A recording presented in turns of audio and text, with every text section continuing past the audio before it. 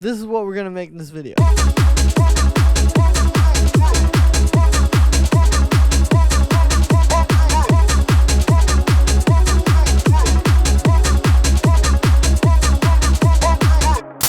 Today, I'm going to be showing you how to make modern, ravey, trance, techno, Mac Declos, heartstring, narcissist style. You can get this entire track template, the samples, the MIDI, the presets, and the Ableton file at the top of the description on my website. Definitely go grab that. It's something you can do right now to take your tracks to the next level today.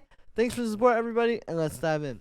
We're at 152 BPM. Very common for these tracks. Like, a lot of these artists use that tempo. And the first thing we have here is this kick.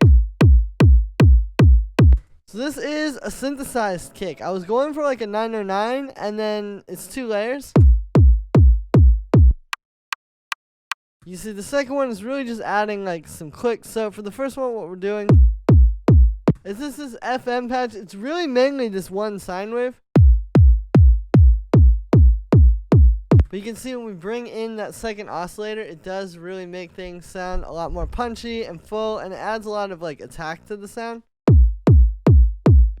So then what we're doing is we've got a filter with an envelope on it. It's a low pass filter, and then we also have this pitch envelope. And the pitch envelope is really where the kick synthesis happens. If I turn that off, right. And the secret really is this 2-part kick envelope, where you have like that, and then you have the second one going down. Because you can see if you get rid of that second one, it's way less punchy. You need this is kind of like the punch right at the start, and then this is like the body of the kick. Then we're doing a little subcut. I have then this multi-band distortion rack, so we're splitting it into the highs, mids, and then lows. I can see treating them all a bit different. It allows you to, you know, make the mids and the highs a lot more full without messing up the low end. And then finally at the end, we're just converting this to mono. And then for the second layer, so it's a very similar patch. I basically duplicated that first patch and just kind of tweaked it a little bit. Like you see, I made it a lot shorter. It's literally just meant to be like a little like, but all the pitch envelope and the filter is pretty much the same. I've got a shaper and a bandpass filter on this one though. We're cutting out a ton of low end, saturating it, cutting out even more low end, converting this to mono, and that's the kick. Then we have the bass line.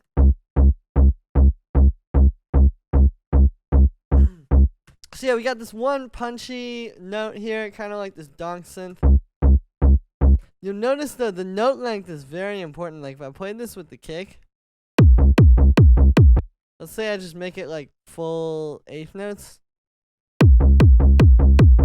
See, it's way less groovy, and if it's too short, it also doesn't groove. So you really want to sit there with this and get the right note length to make it really groove. For the actual sound, it's made with wavetable. What we're doing here is I've got a saw wave and then a square wave, and the saw wave has a bit of FM on it. And there's an envelope on the FM amount. There's also an envelope on the filter. We've got this side chain, a little subcut to get rid of the like frequencies, and then converting it to mono. Then we've got the drums.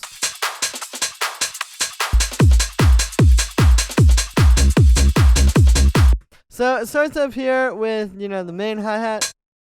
Just a nice, very punchy, short 909 hi-hat. And you can see that fits really well off the kick.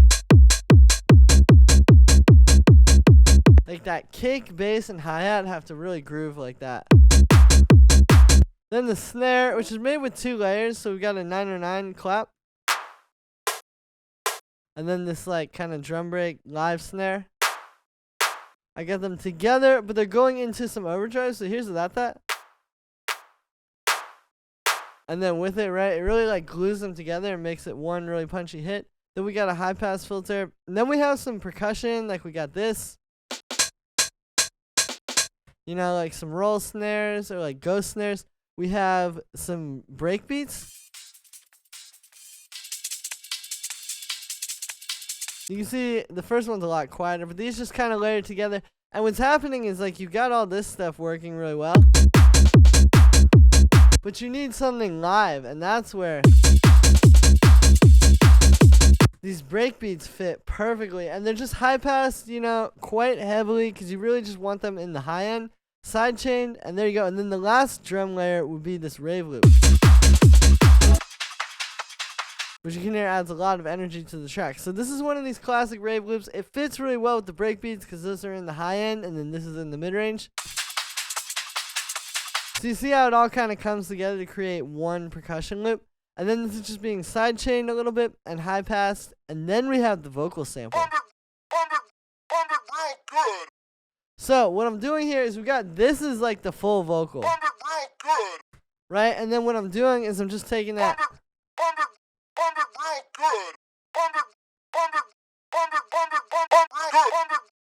Right, you know, just kind of chopping it. Honestly, this is like a very hard style sort of vocal chop, if you ask me. Right, it like really has that kind of energy to these vocal chops. Other than the sample though, I pitched it a lot. Actually, you can see, here's the original pitch. Right, and then I've got it down -7. Plus, then we've got a bit of high pass, then distortion, another high pass, and then we're side chaining it. And then we've got this arp.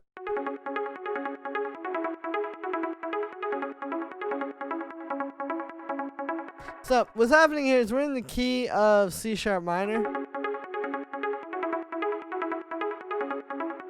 And it's this arp using pretty basic notes from a C sharp minor scale, right? But what really it is like that call and response between the different chord progressions, where you hear like in this bar, it's that. Right? You know, you can really hear that contrast between those parts. And that works really well, especially when that bass line and the drums are just so steady.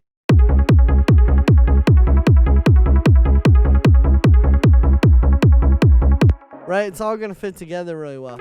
For the actual sound, this is made with Arpeggiator. It's like this FM sort of pluck. So we're using a sine wave and then 2 more sine waves, doing a bit of FM with that. We got a low pass filter on there just slightly, just to cut off a little bit of highs, some chorus, echo, reverb, sidechain, and then a high pass. And the last layer we've got here is the pad.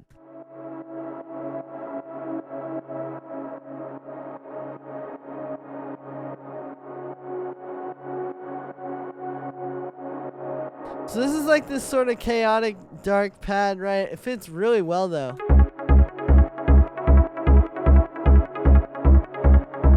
Against those other elements, especially when the bass is just droning like that. This is really basic chords. It's basically starting with the C sharp minor dyad, which is just a 2-note chord, right? And what we're doing is we're doing the root note and the minor third.